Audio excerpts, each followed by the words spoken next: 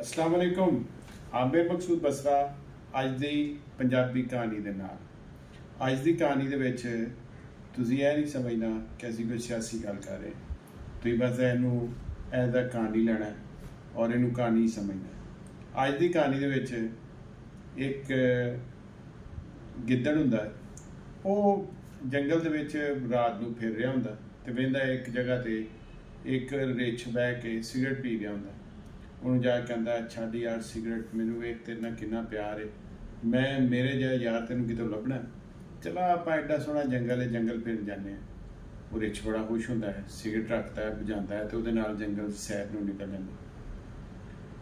ਅੱਗੇ ਜਾਂਦੇ ਨੇ ਤੇ ਇੱਕ ਲੂੰਬੜ ਵੀ ਉਹ ਬੈਠਾ ਸ਼ਰਾਬ ਪੀਣ ਡਿਆ ਹੁੰਦਾ। ਉਹਨੂੰ ਕਹਿੰਦਾ, ਯਾਰ ਕਿਉਂ ਆਪਣੀ ਜ਼ਿੰਦਗੀ ਦਾ ਤੇ ਲਾਣਾ, ਛੱਡ ਆ, ਵੇਖ ਮੇਰੇ ਵਰਗੇ ਯਾਰ ਕਿਹਨੂੰ ਲੱਭਦੇ ਨੇ, ਮੈਨੂੰ ਤੇਰੇ ਨਾਲ ਇੰਨਾ ਪਿਆਰ, ਜੰਗਲ ਐਡਾ ਸੋਹਣਾ, ਚੱਲ ਚੱਲੀਏ। ਉਹ ਜਨਾਬ ਉਹ ਵੀ ਉਹਦੇ ਨਾਲ ਤੁਰ ਪੈਂਦਾ ਸੈਰ ਕਰਨ। ਅੱਗੇ ਜਾਂਦੇ ਨੇ ਤੇ ਸ਼ੇਰ ਬੈਠਾ ਹੁੰਦਾ, ਉਹ ਚਰਸ ਪੀਣ ਡਿਆ ਹੁੰਦਾ।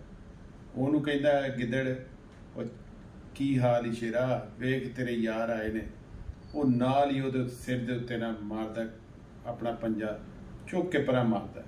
ਰਿੱਛ ਬੜਾ ਹੈਰਾਨ ਹੁੰਦਾ, ਕਹਿੰਦਾ ਯਾਰ ਐਡੀਆਂ ਚੰਗੀਆਂ ਗੱਲਾਂ ਕਰਨ ਡਿਆ ਸੀ, ਇੰਨਾ ਪਿਆਰ ਦੀਆਂ ਗੱਲਾਂ ਕਰਨ ਡਿਆ ਸੀ ਤੇ ਸਾਰਿਆਂ 'ਚ ਪਿਆਰ ਵੰਡਣ ਡਿਆ ਤੇ ਤੂੰ ਇਹਨੂੰ ਫੜ ਕੇ ਮਾਰਿਆ, ਸ਼ਰੀਫ ਜਿਹਾ ਜਾਨਵਰ ਹੈ ਵਿਚਾਰਾ। ਕਹਿੰਦਾ ਸ਼ਰੀਫ ਕਹਦਾ, ਸਾਰੀ ਰਾਤ ਭੰਗ ਪੀ ਕੇ ਕੱਲ ਵੀ ਮੈਨੂੰ ਸੈਰ ਕਰਾਉਂਦਾ ਰਿਹਾ ਪੂਰੇ ਜੰਗਲ ਦੀ, ਤੇ ਨਾ ਆਪ ਬਹਿੰਦਾ ਨਾ ਮੈਨੂੰ ਬਹਿਣ ਦਿੰਦਾ। ਤੇ ਇਹਦਾ ਬਿਲਕੁਲ ਇਹ ਮਤਲਬ ਨਹੀਂ ਕਿ ਅਸੀਂ ਚਾਈਨਾ ਜਾਂ ਇੱਧਰ ਉੱਧਰ ਦੇ ਬਾਕੀ ਲੋਕਾਂ ਨੂੰ ਅਸੀਂ ਦੱਸਦੇ ਹਾਂ ਕਿ ਅਸੀਂ ਉਹਨਾਂ ਦੇ ਦੋਸਤ ਹਾਂ ਤੇ ਉਹ ਸਾਡੇ ਤੇ ਯਕੀन नहीं करते।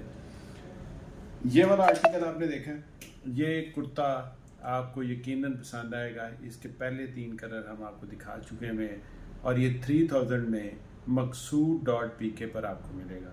maqsood.pk की कुर्ते की टैब में MAQSOOD.pk, just 3000 free home delivery. इजाज़त चाहता हूँ, अल्लाह हाफिज़।